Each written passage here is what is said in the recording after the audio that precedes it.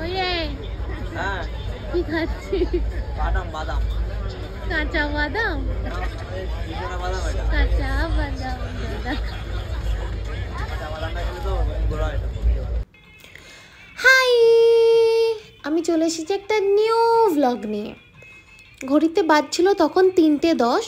আমরা ট্রেন থেকে নেমে একটা অটো ধরে তিরুপতি টিকিট কাউন্টারের দিকে যাচ্ছিলাম, মানে যেখানে ফ্রি দর্শনের টিকিট দেওয়া হয় সেইখানে যাচ্ছিলাম।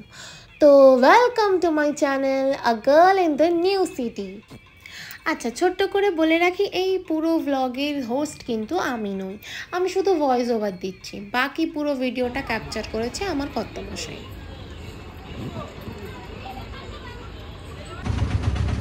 ঠিক লাগছে তো মধ্যে? হ্যাঁ পুরো হিরো ম্যান। তো এখানে এই টিকিট কাটলাম, দেখো এদের হাতে আছে টিকিটটা। 10-15 মিনিট লাইন দেবার পরে আধার কার্ড দেখিয়ে এই ফ্রি দর্শনের টিকিট দেওয়া হয় আমাদেরকে। ছেলেটা হারিয়ে গেছে, এই মেয়েটা হারিয়ে গেছে, এই মেয়েটা হারিয়ে গেছে গো। এই ছেলেটাও হারিয়ে যাবে একটু পরে, বাবুর পরে। আমাদের দর্শনের টাইম ছিল রাত 8টার সময়। হিরো ম্যান কি নেই? হিরো ম্যান কি নাই? উই নাই। তোমার আধার কার্ডটা খোলো, আধার কার্ডটা খোলো। এরকম করলে কার দাঁড়িয়ে আছে? তোমারটা কোথায় গেল? তো আমরা এই জায়গাতে আছি, গাড়ি এই সবে বুক করলাম। এবার কিছুক্ষণের মধ্যে আমরা যাবো এখান থেকে।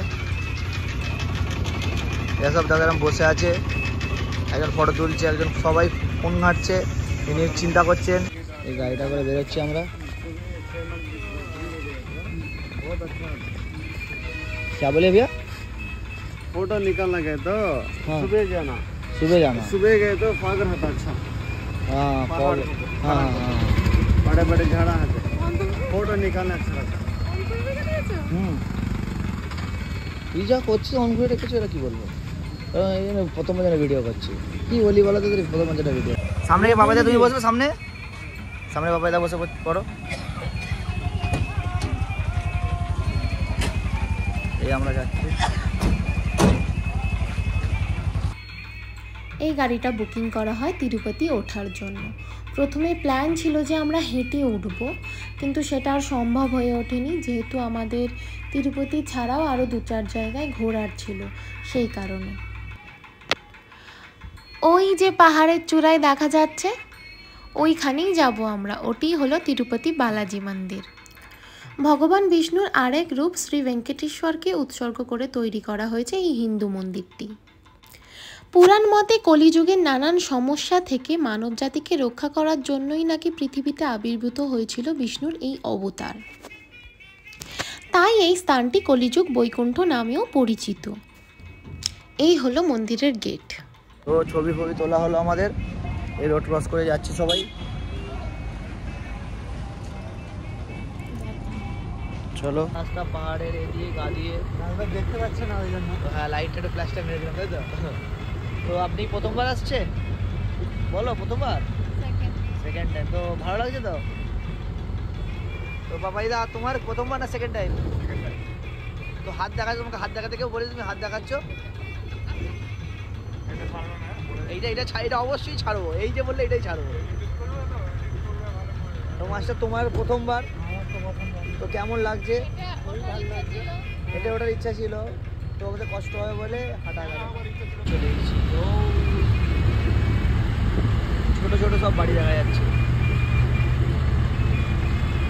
ফ্ল্যাশটা অফ করে দিলাম, এই ভিউটা ভালো দেখা যায়, কিন্তু বাড়াই ব্রাইটনেসটা। হায়দ্রাবাদ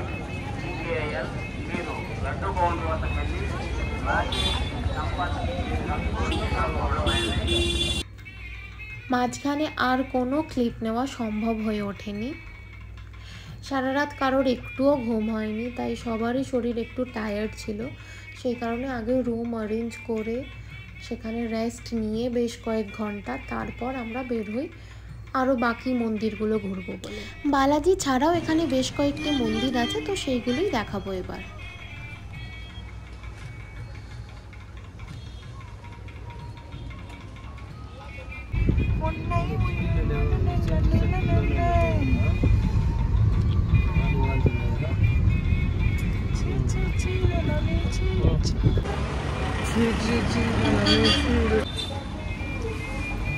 এগুলো পেয়ে না। আর সাউথ মানেই তো থালি। এই এতগুলো আইটেম ছিল থালির মধ্যে, সঙ্গে আনলিমিটেড ভাত ছিল।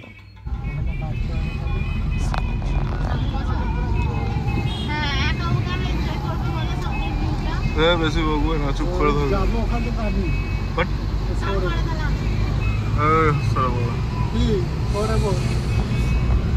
ऐसा नहीं होता दादा।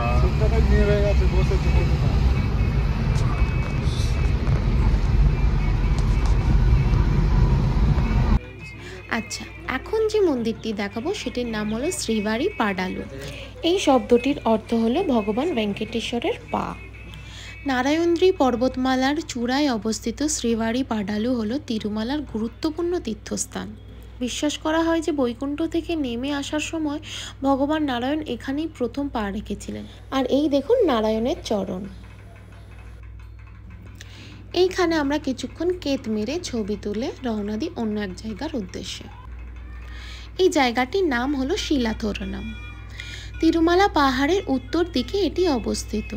আগে যে খিলানটি দেখলেন সেই খিলানটিকেই স্থানীয় ভাষায় শিলাথোরনাম বলেই জানা যায়। এর কিছুটা পর থেকে আর কোনোভাবে ফটো তোলা বা ভিডিও নেওয়া অ্যালাউ ছিল না। ভিতরে ছিল একটা শিবলিঙ্গ, সেটিকেই পুজো করা হচ্ছিল। আচ্ছা, এইবার যাব আকাশগঙ্গা। আশা করছি যারা তিরুপতি এসেছেন তারা এই নামটার সঙ্গে বা এই জায়গাটার সঙ্গে অবশ্যই পরিচিত, তাই তো? পাহাড়ে এসেছি, ঝর্ণা দেখবো না তা কখনো কি হয়? তো চলুন যাওয়া যাক।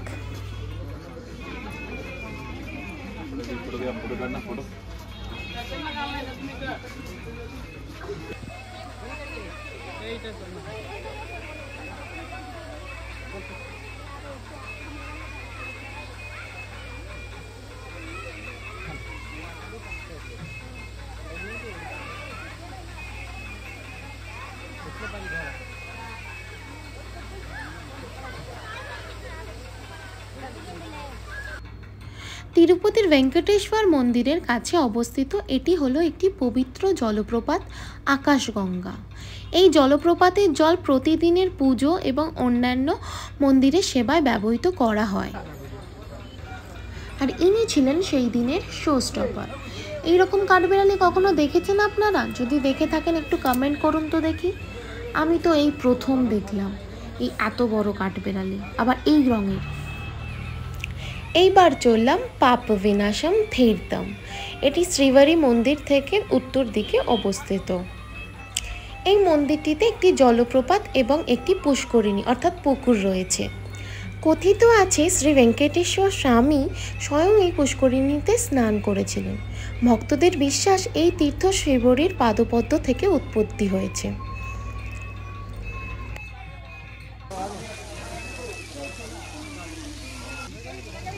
তিরুপতির অন্যান্য মন্দিরগুলির তুলনায় এখানে ভিড় অনেকটাই কম থাকে। আমি বলবো সময় থাকলে অবশ্যই একবার ঘুরে আসতে পারেন।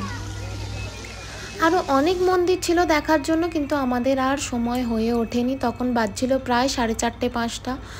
আর আমাদের এবার রুমে যেতে হবে, ফ্রেশ হয়ে কিছু খেয়ে আবার বেরোতে হবে বালাজি মন্দিরের উদ্দেশ্যে। ওই মন্দিরে তো ফোন বা ক্যামেরা কোনোভাবেই অ্যালাউ নেই, সেই জন্য হোটেলের মধ্যেই সমস্ত জিনিস রেখে রেডি হয়ে আমরা বেরিয়ে যাই 6টা থেকে 6:30টার মধ্যে। লাইন দিই এবং আমাদের দর্শন শেষ হয় 11টা থেকে 11:30টার মধ্যে। তো ডে 1-এর ব্লগ এখানেই শেষ করলাম। দেখা হবে আবার ডে 2 ব্লগ নিয়ে। ততক্ষণ বাই। দোসা, ইডলি, সাম্বার, চাটনি।